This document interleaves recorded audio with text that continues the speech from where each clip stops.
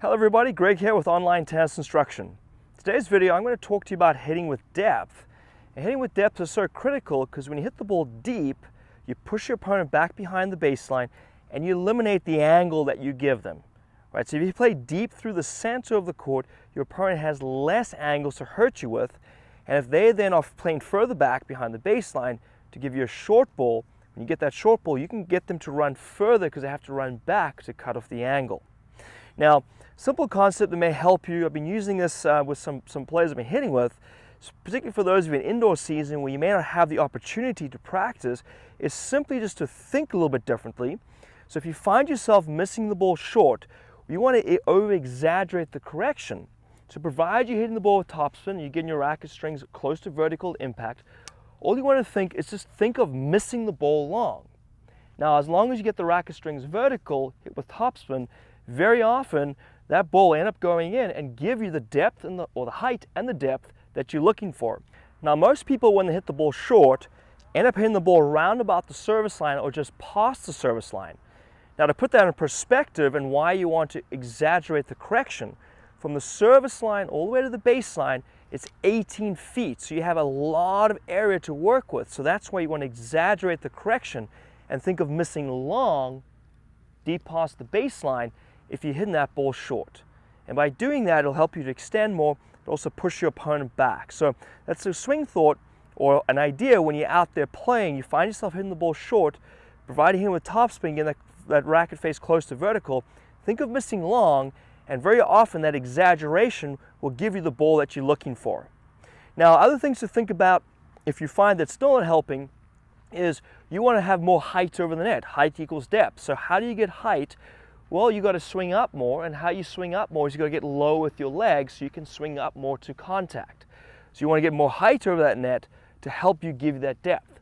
But sometimes you can get height, but you go up too much of the swing path that you have to extend a little bit more so you also have that depth and penetration. So if you still find you're getting height but the ball still landing short, it means you swung up too much. What you can do is you can project out. We talk about having an air target, and very often, if you have the ability to place a rope about 2 feet above the net, you can work on playing over the rope. But I find sometimes it's even better in your mind to exaggerate that correction one more time and think that the net that you see right there is on that far service line. So now you're clearing an air target that's further away from you. And again, just that swing thought will get you to extend a little bit more, giving you that extra height and depth that you're looking for. Again, pushing your opponent back. So those are some ideas on how you can work on getting depth on your shot. All right, now here's a fun game you can play if you have somebody who's willing to practice and do this with you. It's called the depth game. And what you want to do is you want to place cones or balls on either side of the court. These cones are about midway between the service line and the baseline. If you want to make it easier, especially in the beginning, you can bring the cones a little bit closer to the service line so you have a bigger area to hit into. Now the whole idea is you will count for your partner and they will count for you. They're actually playing against one another. Now, if their ball lands past the cones inside the court, they score 1 point. If the ball happens to land deep past the baseline, 0. Nothing happens to their score. Now, if they hit the ball short, which lands in front of the cones, you subtract 1 point from their score. If the ball lands in the service box, inside the service line, you subtract 2. Same would be true if the ball is hit wide either side, you subtract 2 points because you shouldn't be missing wide when you're going for depth. You want to be extending, so you should be lifting, not pulling the shot. Now, if they're missing the net, you subtract 3 because, again, if you're looking for depth, you want to have good height over the net. So let's say you and your partner are rallying, you counted for them. The first ball lands past the cones, they score a point. That's 1. The second one lands past the cones. They've got 2. The third one lands deep, nothing happens to the score. It's 0, so they stay on 2.